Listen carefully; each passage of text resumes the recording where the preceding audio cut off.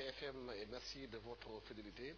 L'interview de la TFM reçoit aujourd'hui une personne qui n'est pas très connue des Sénégalais, qu'on a découvert tout récemment. Il s'agit de Madame Léna Sène, directrice de campagne de M. Idrissa Seck. Léna Sène, merci de nous recevoir chez vous. On vous a vu venir descendre de l'avion avec M. Idrissa Seck. Beaucoup de Sénégalais ne connaissent pas Léna Sène. Comment s'est fait votre rencontre avec Idrissa Seck? En fait, on nous a introduits par un ami commun il y a plus de 3 ans et demi. Et en fait, Idrissa était en train d'identifier des Sénégalais partout dans le monde avec qui il voulait rentrer en contact pour juste demander notre avis sur ce qui se passe dans le pays. Et c'est dans ce contexte-là que nous sommes entrés en contact et nous sommes restés en contact depuis. Comment il a pris la décision de vous amener et de vous faire sa campagne? Bon, on a appris à se connaître. On a beaucoup échangé sur beaucoup de questions qui touchent les problèmes du Sénégal. Je lui ai proposé des idées et des solutions. Et bon, il en prend... et c'est quelqu'un de très intelligent, comme vous le savez. Donc, il prend des idées qui viennent de partout. Et durant ces échanges-là, on a appris à mieux se connaître et je pense à votre avis, quelle est l'idée qui l'a convaincu de dire mais écoutez Léna, c'est peut-être une Sénégalaise parmi tant d'autres qui a des idées intéressantes. Quelle est l'idée qui l'a convaincu de travailler avec vous? Honnêtement, je ne sais pas. Je ne peux pas vous répondre. Je ne peux pas répondre à cette question parce que je sais qu'il y a des milliers et des milliers de Sénégalais qui sont dans le pays et partout dans le monde qui auraient pu vraiment prendre ce défi à deux mains et contribuer. Donc, honnêtement, je ne connais pas la réponse. Tout ce que je sais, c'est que la seconde où la demande m'a été adressée, je n'ai pas hésité. Mais quand vous avez décidé finalement de venir travailler aux côtés de Seck, est-ce que vous avez mesuré l'ampleur de la tâche? Absolument. Je pense que je l'ai mesuré avec beaucoup d'humilité et je comprenais le sens de la responsabilité qui venait avec ce rôle. Mais je pense que je n'ai pas imaginé l'ampleur de l'impact que ça allait avoir. Ça je vous dis en toute honnêteté, je savais que c'était une énorme responsabilité et j'étais prête à l'assumer. Mais je ne savais pas que ça allait être aussi visible et que les gens auraient autant d'intérêt à voir la personne qui a été choisie et pourquoi elle a été choisie et ce qu'elle fait tous les jours. Ça quand même, je ne m'y attendais pas. Vous êtes dans un parti où déjà c'était un ancien Premier ministre qui a fait de la prison, qui a eu des difficultés avec le pouvoir en place, et qui avait déjà un parti qui a connu les années de braise avec des gens qui l'ont accompagné dans cette bataille-là. Est-ce que votre venue à Rewmi est bien vue par les gens avec qui vous travaillez aujourd'hui? Écoutez, je pense que chaque fois qu'il y a un changement, sur ce point de vue-là, un changement aussi peut-être dramatique vu par certains, c'est clair que ça engendre immédiatement des questions et peut-être des frustrations. Mais je peux vous assurer que une fois arrivé et une fois que j'ai rencontré l'équipe, une fois qu'on a appris à se connaître, je me suis intégrée sans aucun problème et j'ai été vraiment touchée par le fait que les gens m'ont accueillie à bras ouverts et qu'on a tous compris qu'on avait une seule mission. Et c'est ça qui nous a... Mais pas tous, il y a certains qui ont accepté en demi-mot, en se disant qu'on était là avant Léna, on s'est battu dans les années de braise avec Idi, il vient, il s'accapare de tout. Non, mais ça c'est clair. Mais je crois que les gens comprennent que une fois qu'ils apprennent à vous connaître, une fois qu'ils savent que tu es là pour une certaine mission et que tu n'es pas là pour les remplacer, tu n'es pas là pour prendre leur place auprès de Idrissa, c'est des gens qui ont sacrifié tout à ses côtés, que je ne pourrai jamais me mesurer à ce sacrifice. Je suis arrivée juste pour accomplir une mission. Une fois qu'ils ont compris ça, ils m'ont accueilli. Dans le cadre de travail, comment il se fait exactement? Parce que vous venez des sociétés américaines où les règles du travail sont très claires, pas floues. Au Sénégal, c'est un autre monde. Même si vous êtes né au Sénégal, vous avez grandi ici, les méthodes de travail ne sont pas les mêmes. Comment arrivez-vous à concilier le pragmatisme américain et la nonchalance sénégalaise? C'est pas facile. Comment vous le faites? C'est pas facile, je dois vous le dire. Je pense que d'un côté, on a une situation où on est en campagne et tout le monde sait qu'on a une mission.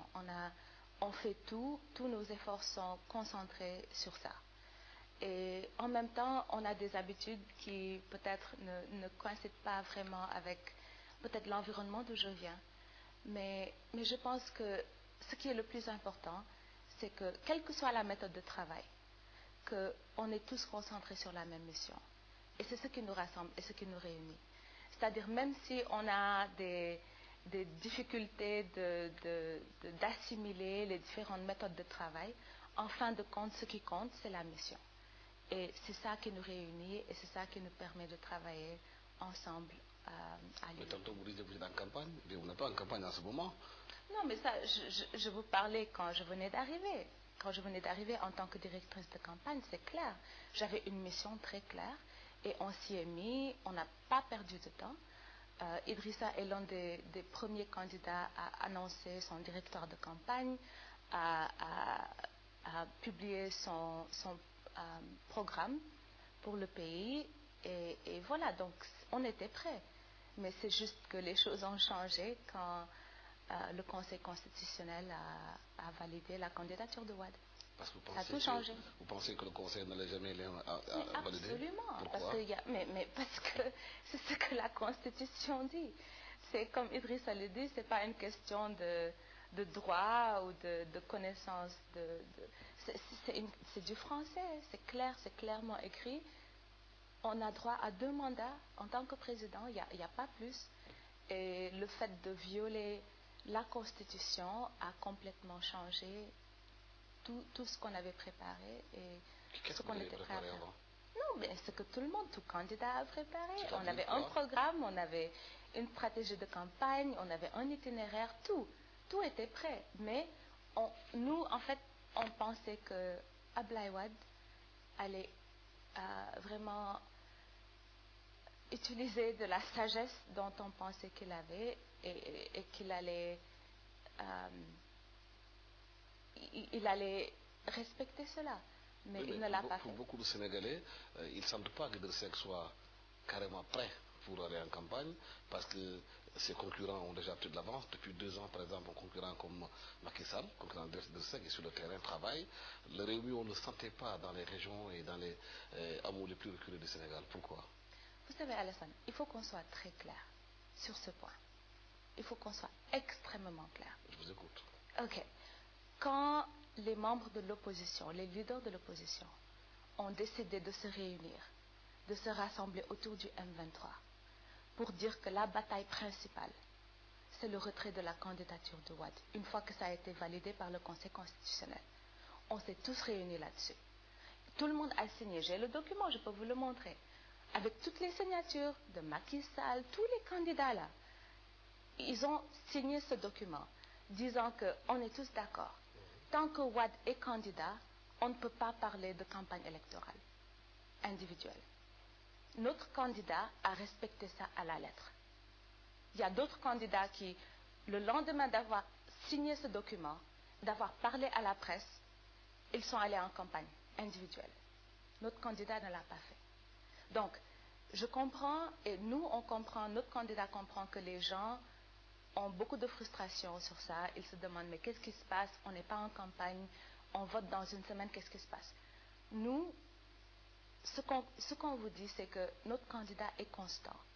Et notre candidat, une fois qu'il signe quelque chose, et il s'engage dans un mouvement, dans une bataille, il ne dévie pas, il reste constant. Avant toute cette bataille, le 23, et la décision de battre campagne à Dakar, il y a quand même un temps que vous semblez avoir perdu. Bien avant cela, 12 ans avant la campagne, les autres candidats étaient présents, étaient dans les hameaux les plus reculés, mais de ce que les gens sentaient qu'il est plus entre Dakar et Thiès. Non, mais ça, c'est la perception des gens. Je veux dire, tu n'as pas besoin d'avoir la presse autour de toi pour faire des visites de proximité. Idrissa a parcouru le pays. Il a parcouru les pays dans la diaspora pour parler aux gens, pour écouter leurs attentes et les problèmes qu'ils vivent. Tu n'as pas besoin d'avoir une équipe de presse qui te suive, qui puisse communiquer au reste des Sénégalais ce que tu fais tous les jours. Donc, moi, je trouve que ça, c'est juste, ça fait partie des campagnes d'attaque contre notre candidat. Il est habitué. Je crois que c'est quelqu'un qui voilà, jusqu'à présent, toutes les attaques qui ont été faites contre lui, il a su les assumer et rester debout. Il n'a pas à se justifier auprès de qui que ce soit. Il prend ses actes, il fait ses décisions, il n'a pas besoin de publicité là-dessus, mais ce qu'il fait, il le fait en tout état de cause et il les assume. Est-ce que vous parlez aux Sénégalais? Est-ce que vous parlez aux Sénégalais? Parce qu'aussi, il faut leur parler pour qu'ils puissent vous écouter. Non, mais c'est clair. Mais il parle aux Sénégalais, mais je veux dire qu'il n'a pas besoin d'avoir des caméras autour de lui quand il parle au Sénégalais. Il le fait dans l'intimité de ses rencontres. Il fait ses visites de proximité et il n'a pas besoin de faire la propagande là-dessus. Maintenant, si les autres candidats décident de le faire, ben, c'est leur choix. Nous, notre candidat... Vous êtes dans le cadre N23, donc c'est de participer à la non-élection d'Abdoulaye Wade. Pour vous, la candidature est anticonstitutionnelle, il ne doit pas aller aux élections. Nous sommes pratiquement à 5 jours ou bien à 3 jours des élections. Et si Abdoulaye Wade y va? On espère qu'il ne va pas y aller. Est-ce qu'il va? Mais on n'abandonne pas... Comment vous allez gérer cette situation? On n'abandonne pas cet espoir parce qu'on sait que les pressions sont là. Elles ne vont pas diminuer. On a vu les dégâts et les pertes qui ont déjà été faites. Et on pense que, quel que soit son désir de rester au pouvoir, que la pression internationale et la pression nationale vont avoir un impact sur lui. Et que finalement, il utilisera le peu de sagesse qui lui reste pour se retirer. Mais on a vu qu'Abdoulaye Wade semble être insensible aux pressions nationales et internationales. Il a quand même posé sa candidature. Lui, il est prêt, il fait campagne, il va à l'élection. La première élection déjà s'est déroulée, c'est celle des militaires. Tout le monde pense qu'aujourd'hui, que rien ne peut l'empêcher d'y aller. Ok, bah, si rien ne peut l'empêcher, rien ne nous empêche non plus.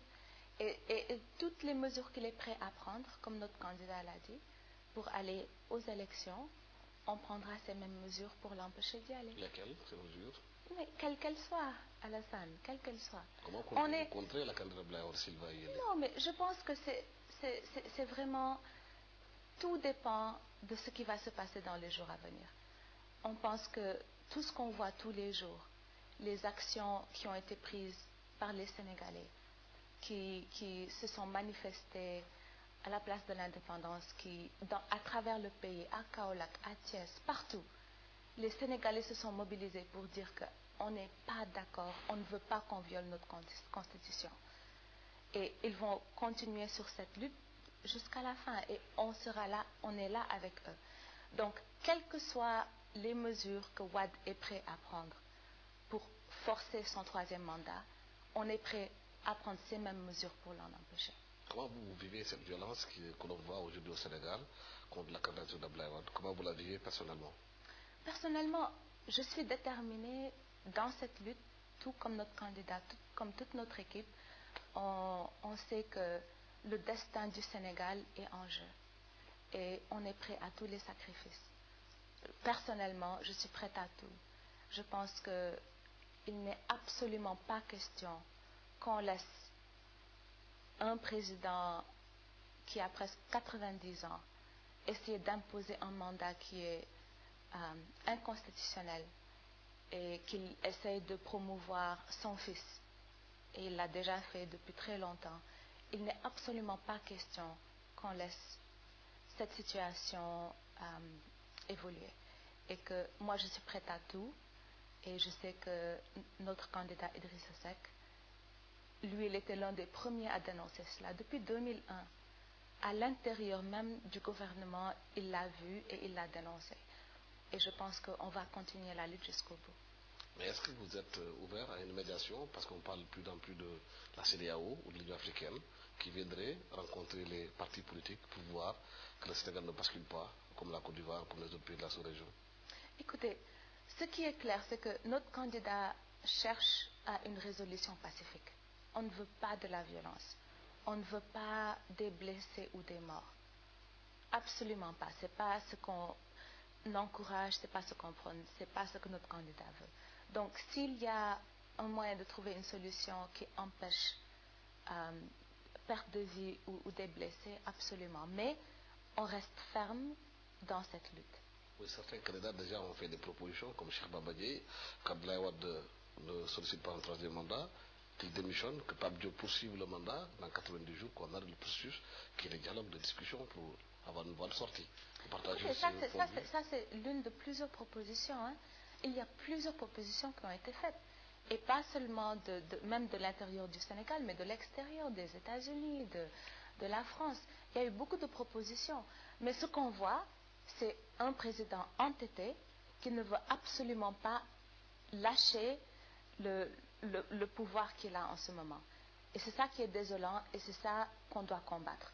Parce qu'on ne peut pas laisser le Sénégal basculer dans le chaos parce qu'on a un individu qui refuse d'accepter la réalité et de respecter la Constitution.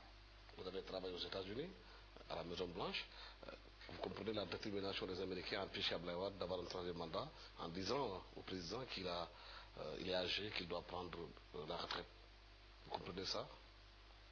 Tout le monde le comprend.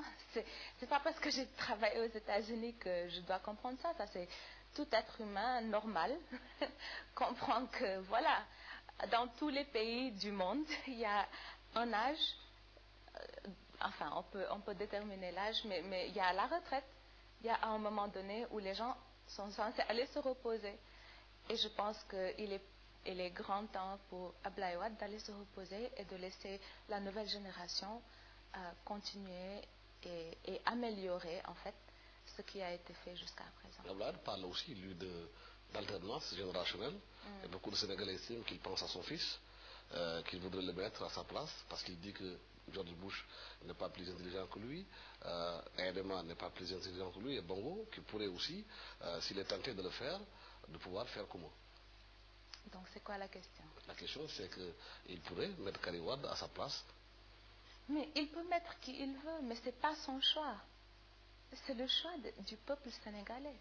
Il peut choisir qui il veut. Il peut vous choisir, il peut me choisir, il peut choisir n'importe qui. Mais ce n'est pas son choix.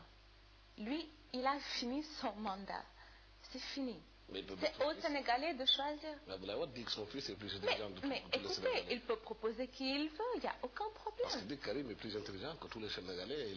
Mais alhamdoulilah, il est bien dans les diplômes qui sont supérieurs à tous les diplômes de Sénégal. Ok, mais si c'est le cas, il n'y a aucun problème. Mais ce n'est pas à lui de choisir qui sera le président. C'est au peuple sénégalais de choisir. Il le met... Voilà, si tu as quelqu'un qui ne peut même pas gagner son propre bureau de vote, qui veut essayer de diriger tout un pays, ben on lui souhaite bonne chance. Mais en tout cas, ce n'est pas au président de choisir sa succession, c'est aux Sénégalais. Oui, Idriss Seck, avec qui vous travaillez en 2004, quand il est sorti du gouvernement, après sa sortie de prison, il avait une telle popularité au Sénégal qui est immense.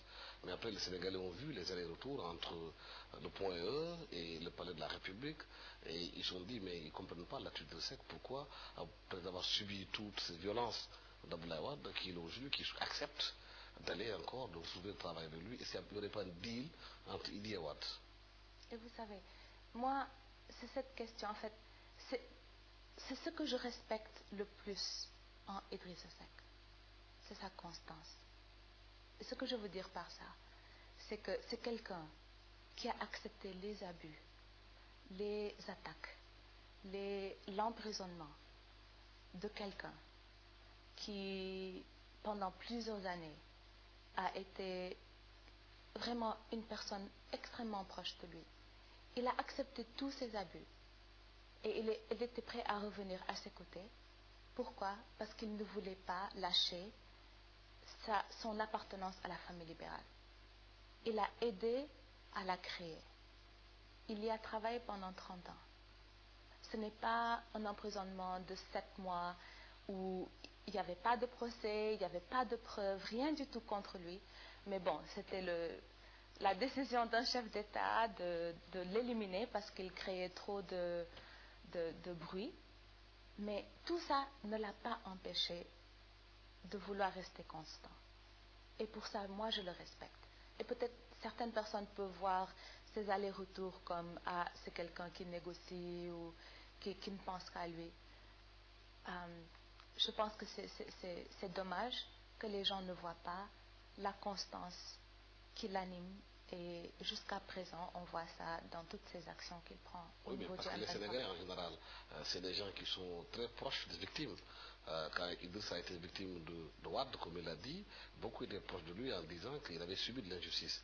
Mais ils n'ont pas compris après qu'il se aille revoir sur lui-même qu'il a imposé cette injustice-là. Parce que ça n'a pas érodé l'aura d'Idriss qu'il avait dans le pays, au Sénégal. Écoutez, il a dit lui-même qu'il a dû vraiment faire face à sa famille, sa propre famille, qui l'a blâmé pour ça. Mais lui, il savait la mission dans laquelle il était. Sa mission, c'était de trouver le moyen d'être en position de changer les conditions de vie des Sénégalais et d'amener le changement qui va vraiment, qui n'était pas offert aux Sénégalais, ce Wade. Donc, il était prêt à tous les sacrifices. Et il l'a montré. Mais c'est quelqu'un aussi, comme vous le savez, qui n'a peur de rien. Lui, il dit ce qu'il pense. Comme on dit en Wolof, Idrissa amna fulla, fayda, ak fit. Ragalul dara, il n'a peur de rien. Il sait que quand il s'engage dans une mission, rien ne va l'arrêter. Que les gens, que sa famille, ses amis, ses militants pensent que c'est bien ou c'est pas bien, il respecte ce qu'ils pensent. Mais lui, il se concentre sur sa mission. Et je pense que c'est ce qu'il a fait et ce qu'il continue de faire. Et voilà, quand on regarde tous les candidats qu'on a, on voit les actions qu'ils ont prises dans les mois et les dernières années. C'est la personne qui a été la plus constante. Oui, mais certains militants de Réumi disent qu'Idriss Seck est quelqu'un de très distant vis-à-vis de ses militants. Il est inaccessible. Non, mais je crois que c'est normal que les gens pensent ça, parce que chacun veut être proche de lui. Et bon, on a un pays de 13 millions de personnes, on a des millions de personnes dans la diaspora, dans 41 pays. Évidemment, je crois que les gens qui voient son engagement, qui voient la lutte qu'il mène, ils veulent être proches de lui. Mais c'est impossible physiquement d'être proche de tout le monde. Donc je crois qu'il a fait son mieux. Et je pense que les Sénégalais comprennent qu'il doit se concentrer sur les priorités. En ce moment, la priorité, c'est le départ de Wade. Donc même si les militants dans les régions, dans la diaspora, sont vraiment frustrés parce qu'ils veulent le voir, ils veulent qu'il soit à côté d'eux, qu'il les rassure. Mais en ce moment, il y a une lutte principale qui guide toutes ces actions. C'est le départ de Wade. Est-ce que vous pensez que c'est une bonne stratégie de ne pas faire campagne, de rester à Dakar, travailler avec le M23, alors que d'autres candidats qui sont aussi sérieux que lui, comme Macky Sall, comme Moustapha Niasse et les autres candidats indépendants, ils sont sur le terrain, ils font campagne? Non, mais ça, c'est faire du wahwahet, Alassane. Tu le sais. Quand tu signes un document disant que la priorité, c'est qu'on ne peut pas faire de campagne individuelle tant que Wade est candidat. Et le lendemain, tu te lèves et tu fais une campagne individuelle. Ça veut dire quoi? Ça veut dire quoi? Que ta signature ne compte pas? Ça veut dire que ce que tu dis en face aux Sénégalais, à la presse, que ça n'a aucune importance, que tu peux le dire et le lendemain, tu vas et tu fais autre chose? Ça te dit quoi sur quelqu'un? Non, attends, ça te dit quoi sur quelqu'un qui veut diriger un pays? Mais le M23 estime qu'il a une stratégie, que chacun peut être dans le M23 en continuant à faire sa propre campagne. Le M23. Est-ce que tu as lu le document qui a été signé? Que Abdelaziz Diop, quand on l'a entendu parler sur les radios, sur le porte-parole de M23, il dit que dans le M23, ce n'est pas une contrainte. Les gens peuvent continuer à faire campagne, soit avec le M23 en manifestant devant la place de l'indépendance ou ailleurs, soit en faisant campagne en ville, dans les campagnes, en restant dans la campagne. Alassane, je te pose une question. Est-ce que tu penses que... Est-ce que tu penses que... C'est moi qui pose des questions. Non, tu peux poser des questions, mais moi, je te pose une question très simple. C'est-à-dire, comment est-ce que tu peux réconcilier deux positions opposées, comme ça? C'est-à-dire, d'un côté, tu dis, Abdoulaye Wade ne peut pas être candidat. Il ne peut pas aller aux élections. Point. C'est anticonstitutionnel. Et de l'autre côté, tu dis, ah, mais, même si ça c'est le cas, moi, j'ai un programme. Et je suis prêt à aller aux élections et je vous dis mon programme et je suis prêt à faire la compétition avec Wade. Est-ce que tu ne vois pas quand même un problème de cohérence dans ces deux positions? Est-ce qu'il n'y a pas de cohérence aussi en disant que Wade ne doit pas déposer sa candidature au Conseil constitutionnel, qu'il faut déposer aussi votre candidature, en sachant que Wade n'a pas le droit de le faire? Non, absolument pas. Parce que on comptait... Non. Alassane, c'est parce qu'on comptait sur l'indépendance du Conseil constitutionnel. C'est-à-dire, on pensait que... Vous avez toujours dit que le Conseil n'est pas fiable, que vous récusez les gens qui sont là-bas, que le Conseil constitutionnel n'est pas... Qui a toujours dit ça? Oui, le Réumi. Il l'a dit à plusieurs reprises que le Conseil constitutionnel ne fait pas confiance. Non, on l'a dit en conséquence des actions qui ont été faites. Non, parce que quand ils ont refusé Youssou N'Dour, un héros national et international, qu'on nous dise que lui, il ne peut pas être candidat parce qu'il n'a pas assez de signatures pour être candidat. Il n'est pas le seul, Youssou N'Dour. Il y a eu d'autres aussi qui ont été validés. Mais je vous donne juste un exemple. Hein. Je suis d'accord, mais je vous donne juste un exemple. Youssou N'Dour, qui a des millions et des millions de personnes qui l'adorent, qui sont prêts à tout pour lui, et qu'il soit rejeté parce qu'il n'a pas assez de signatures. Vous pensez que ça, c'est normal? Vous pensez que c'est normal? Je pose la question. Non, mais moi, je vous pose la question. C'est moi qui pose la question. Non. Non, mais c'est pas normal. Donc, on ne peut pas parler de l'un... Non, mais c'est clair. Je donnais juste un exemple. Tout ce que je dis, c'est que il faut qu'on soit objectif. Et il faut qu'on soit honnête. C'est-à-dire, on peut raconter du n'importe quoi, on peut trouver des excuses, mais franchement, je pense qu'il faut qu'on soit honnête avec le fait qu'on ne peut pas dire que le Conseil constitutionnel a agi de façon objective et indépendante. Ça, je crois que quand même, il y a une grande proportion, pour ne pas dire la majorité, pas seulement des Sénégalais, mais de la communauté internationale, qui voit ça et qui dit qu'il y a un problème. Oui, mais le problème, c'est qu'aujourd'hui, on est dans une impasse. Abdoulaye Wade va aller, ça c'est clair, il dit tout le temps, il renonce pas à sa candidature, vous dites qu'il ne peut pas y aller. Nous sommes à 3 jours des élections. Et s'il y a élection, qu'est-ce que vous faites? Il y a 3 jours. Il n'y a pas 3 jours, il y a 4 jours. Oui, c'est 4 jours, c'est la même chose. C'est pareil même. Donc, je crois que du moment où... Le temps est court aujourd'hui. Non, le temps est très court, mais... Comment allez-vous réagir? Quelle stratégie mettre en place? Écoutez, Alassane, tout peut basculer d'une minute à l'autre. Tout. Parce que, qu'on le veuille ou non, on ne peut pas... Qu'est-ce qui va basculer si vous parlez de tout va basculer? Non, je parle de la volonté de la population. Parce que on a vu des dictateurs, on a vu des leaders dans le monde entier qui avaient 10 000 fois plus de pouvoir que Wade, qui n'ont pas su arrêter une population qui était contre eux.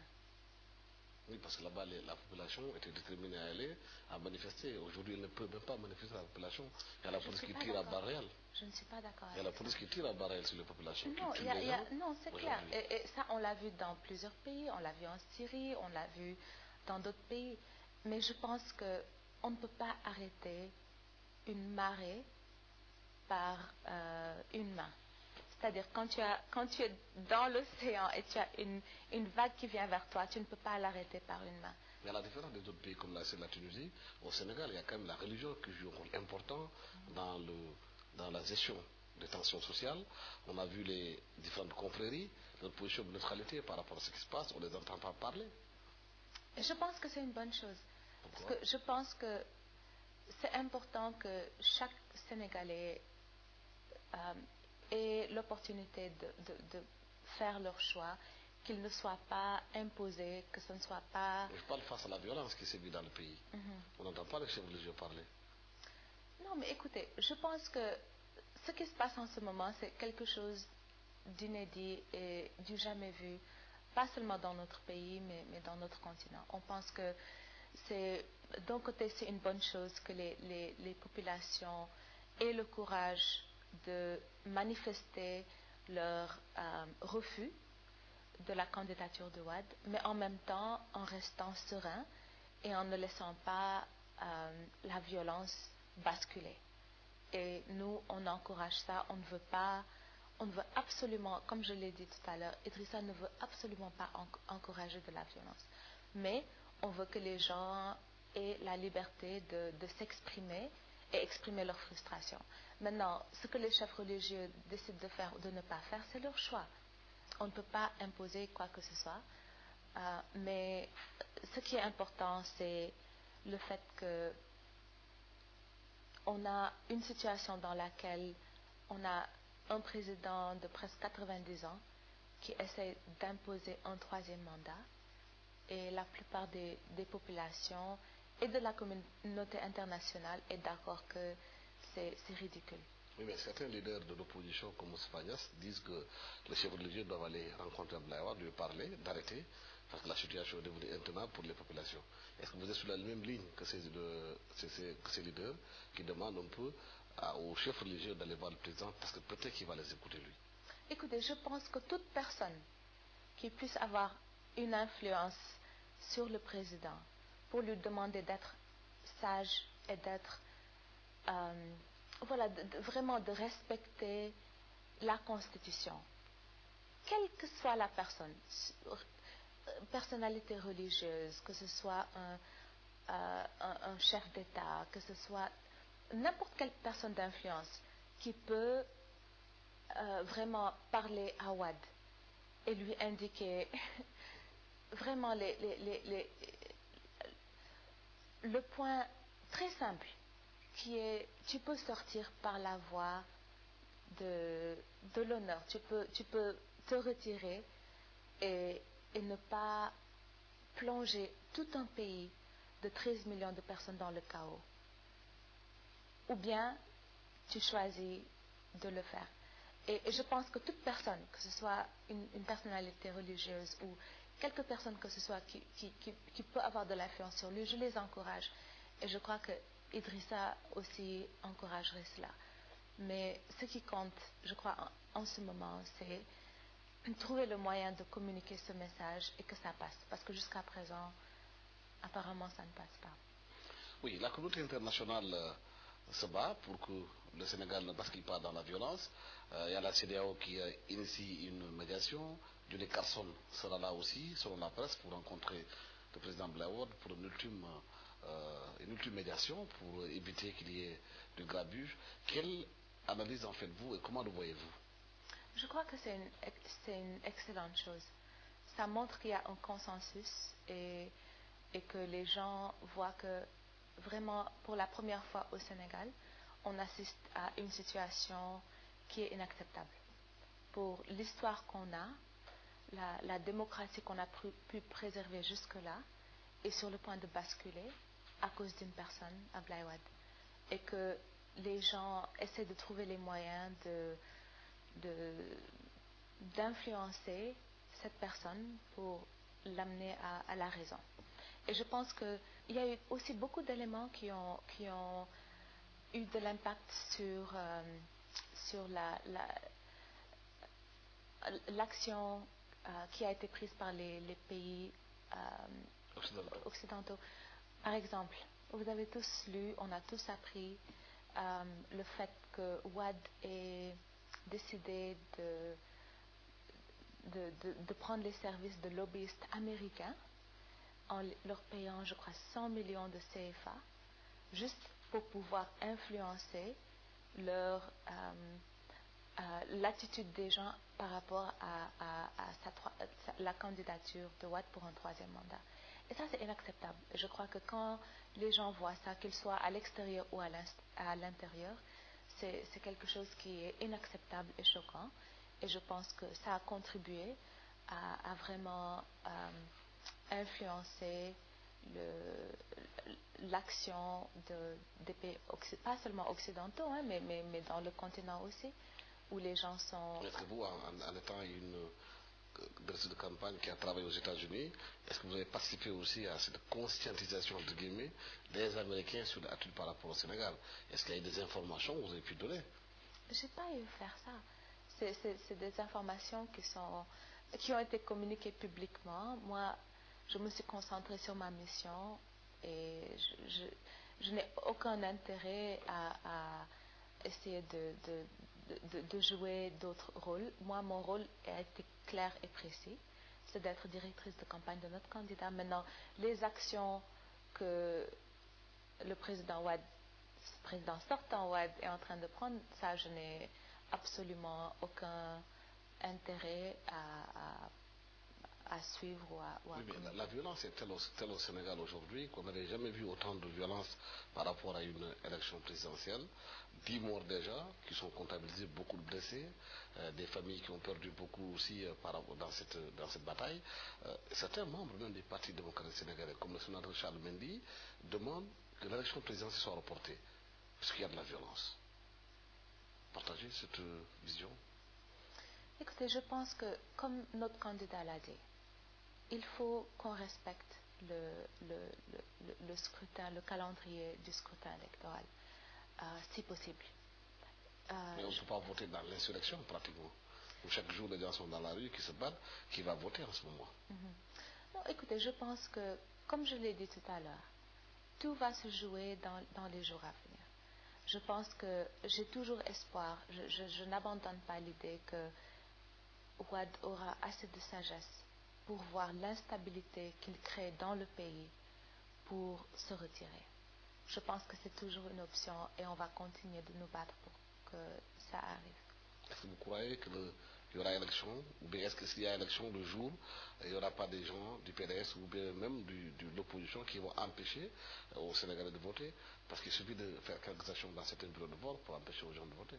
Écoutez, ça c'est des spéculations, c'est des choses, voilà, c'est des possibilités, mais c'est des spéculations. Donc moi, je préfère ne pas rentrer dans des scénarios que ça peut se passer ou ça ne pas se passer. Je pense que nous, on reste constant dans la lutte de notre candidat.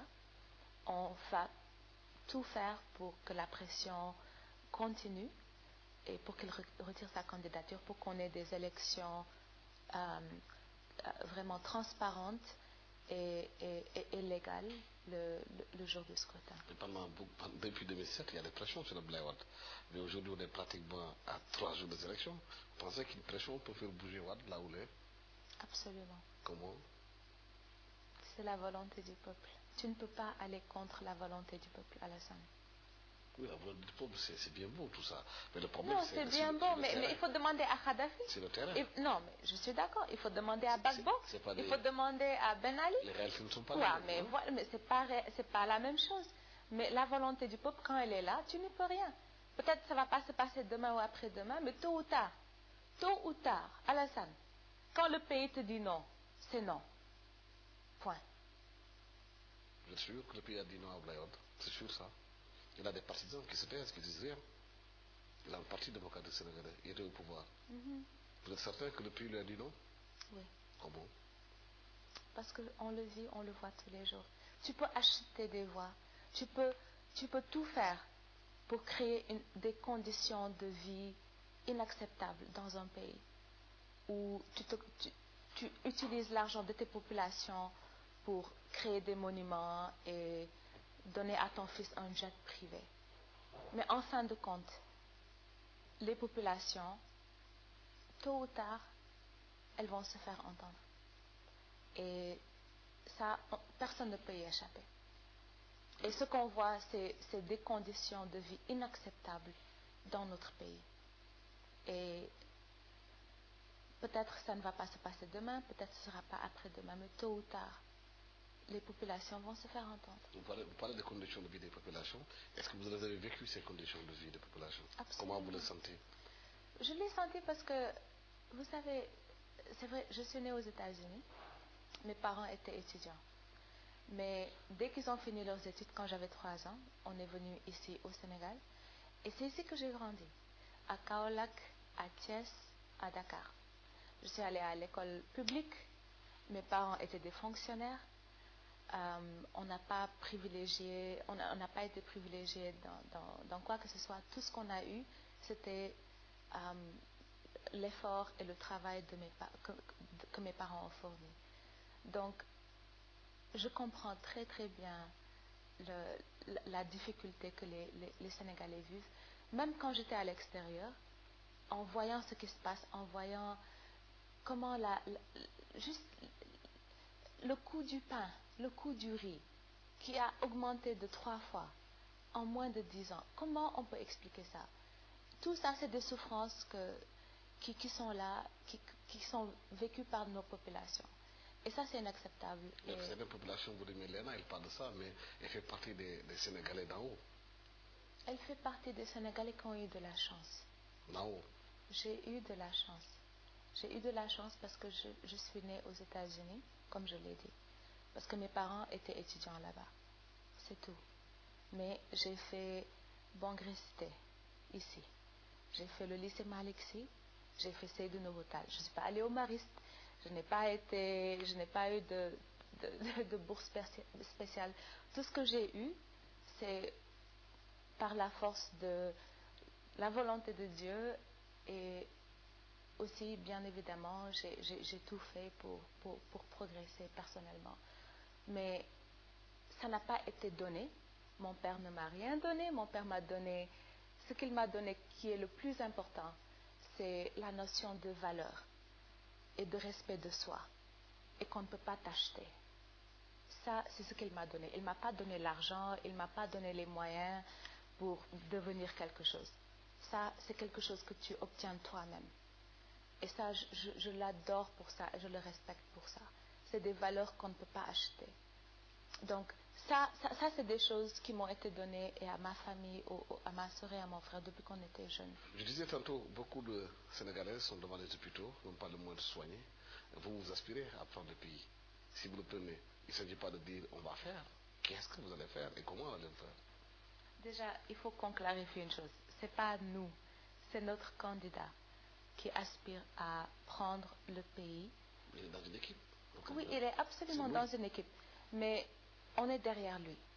C'est lui qui prend les décisions et qui a les solutions pour les Sénégalais. C'est Idrissa Seck. C'est Idrissa Seck et son équipe derrière lui. Et comme je l'ai dit, c'est quelqu'un qui a passé les années passées à faire des visites de proximité, à rencontrer les experts dans tous les secteurs pour chercher les solutions qui vont bénéficier tous les Sénégalais, qu'ils soient à l'intérieur du pays et dans la diaspora. Donc c'est ça qui a été à la base de son projet de société, son programme pour le Sénégal, qui a été communiqué en novembre et qui est disponible dans le site officiel de notre candidat et du quatrième président. Il y a la cherté de la vie. Les Sénégalais payent le courant plus cher, payent l'eau, l'électricité cher, l'huile cher, le pain cher. Justement. C'est des questions fondamentales. Non, mais sur lesquelles ils vous attendent. Absolument, Alassane. Ce que je dis, c'est que toutes ces questions, tous les secteurs qui touchent le Sénégal ont été pris en compte dans son programme pour le Sénégal. Tout ce que vous avez à faire, comme je l'ai dit, c'est dans le site officiel idicatpresident.com. Tous les secteurs sont touchés, mais on ne peut pas parler de programme individuel d'un candidat ou d'un autre sans le préalable. Le préalable, c'est la fondation. C'est-à-dire, il faut que la Constitution soit respectée. Si ce n'est pas le cas, on ne va rien accomplir. Quelles que soient les idées ou les solutions proposées par quelque candidat que ce soit, tant que la Constitution n'est pas respectée, rien ne pourra être accompli. Parce que tout pourra être changé à la dernière minute, à la volonté du chef de l'État qui pense qu'il peut avoir la force de changer les choses à sa volonté. Tant que ça n'est pas réglé, on ne peut pas parler de programme individuel de candidat. Oui, mais ça, vous le dites. Le Conseil a déjà donné son verdict. Comme je le disais tantôt, les choses sont déjà là, à l'État. Le camp du pouvoir vous dit, mais s'ils n'étaient pas contents, il ne fallait pas déposer le candidat. C'est une question que je répète dans cette émission. Donc vous devez déposer votre candidature quand même. Absolument. Et en acceptant en ce moment-là que le Conseil fasse le travail. Mais c'est clair. Est-ce qu'il n'y a pas d'incohérence dans votre demande? Il n'y a absolument aucune incohérence. Parce que si tu comptes sur un Conseil constitutionnel à jouer son rôle, à être objectif et de faire ce que la Constitution dit, ça c'est une chose. Et si tu as un Conseil constitutionnel qui bénéficie de hausse de salaire, de bénéfices de 5 millions, voilà, ça c'est autre chose. Donc, on ne peut pas parler d'une situation qui est absolument normale et cohérente. On est dans un environnement où on a un président qui est prêt à tout pour imposer sa candidature pour un troisième mandat qui est inconstitutionnel. Donc, il faut que nous aussi, on soit prêts à tout pour l'arrêter. Et c'est ce que notre candidat... Maintenant, sur le plan personnel, vous avez tout laissé, vous avez décidé de venir, parce qu'on avait commencé comme ça le début de cet entretien. Qu'est-ce que vous avez appris quand vous êtes venu au Sénégal, dans cette campagne-là, personnellement? Comment vous la vivez? Personnellement, j'ai appris que je suis fière du choix que j'ai fait. Parce que tous les jours que j'ai passés à côté de Idrissa Seck, chaque jour a aidé à renforcer cette certitude que j'ai, qu'il est le meilleur choix pour l'avenir du Sénégal. Point. Pour les jeunes, pour les femmes, pour tout le monde. Et vous, personnellement, comment vous vivez cela? Je vis ça avec beaucoup d'humilité et beaucoup de gratitude. C'est pas facile, hein, je ne vais pas vous dire que c'est facile, mais pouvoir participer à la lutte pour l'avenir de notre pays, c'est un honneur et c'est un privilège. Il y a beaucoup de gens qui vous rencontrent dans la campagne disent que vous avez beaucoup de succès dans la campagne. Pourquoi? C'est quoi votre secret? On a une équipe formidable. Vous, personnellement? On a une équipe formidable. Ce n'est pas une question d'une personne. On est ensemble, on travaille ensemble, on a la même mission et on fait tout pour que notre candidat réussisse. Mais est-ce que Idrissa n'a pas choisi Léna aussi parce qu'elle dégage une autre personnalité qui fait qu'elle magnétise beaucoup de gens qui la regardent? Alassane, like quoi? Il faut lui demander. Je ne peux pas répondre à la place de Idrissa. Tout ce que je sais, c'est qu'il m'a donné une mission et je travaille avec mon équipe. Maintenant, le reste, là, il faut que yo nga laaj comme. Le Sénégal semble être à la croisée des chemins aujourd'hui. Vous êtes candidat encore, comme vous le dites, mais vous ne savez pas exactement ce qui va se passer d'ici 3 jours. C'est quoi l'avenir d'Idrissa Seck aujourd'hui? Idrissa Seck est un homme politique qui a une longue histoire avec le Sénégal. Il a combattu, il a tout fait pour créer la famille libérale. Et pendant 30 ans, il a tout fait. Donc, je pense que quoi qu'il arrive dans les jours à venir, c'est quelqu'un qui va rester dans le cœur des Sénégalais. Et c'est quelqu'un qui va continuer de se battre, quelle que soit la situation dans laquelle on vit. Mais c'est quelqu'un qui est déterminé à servir le peuple sénégalais dans le pays et dans la diaspora. Et rien ne va l'empêcher de continuer de le faire, quel que soit. Vous allez en bataille? Est-ce que vous envisagez aussi de perdre aussi? Jamais. Pourquoi? Parce que on est là pour aider notre candidat à gagner. On ne va pas s'engager dans une bataille pour perdre. Donc on s'engage. Quand on va dans une bataille, il y a tous les plans. Il y a le plan A, non, le plan B. absolument. Mais notre priorité, c'est de faire que notre candidat qu'il gagne. Mais avant ça, il faut bien évidemment que la situation soit que le minimum soit là, que la Constitution soit respectée, que Wade retire sa candidature et qu'on ait un environnement où on peut avoir des élections transparentes. Et s'il n'y a pas d'élection? on va continuer la lutte. Alassane, ça, ce n'est pas une question de jour. C'est une question de principe. Et c'est une question c'est un minimum. On ne peut pas bâtir ou essayer d'amener des changements dans un pays quand les conditions préalables ne sont pas établies. C'est impossible. Il faut que la fondation soit établie avant qu'on parle de la construction de la maison ou de quoi que ce soit. Merci. Les autres concurrents avec qui vous êtes n'ont pas cette même vision que vous. Ils ont signé la même déclaration que notre candidat. C'est pas une Bible, la déclaration, c'est pas une Bible. Mais c'est leur signature. Si c'est des gens qui veulent gouverner ce pays, si leur signature ne compte pour rien, alors ils ne devraient pas être candidats. L'ANACEN, merci de nous avoir reçus chez vous. Je rappelle que l'ANACEN est la directrice de campagne du candidat Idriss Seck. Idriss Idifoprésident.com, c'est son site internet. Merci Hélène de nous avoir reçus chez vous. Au revoir.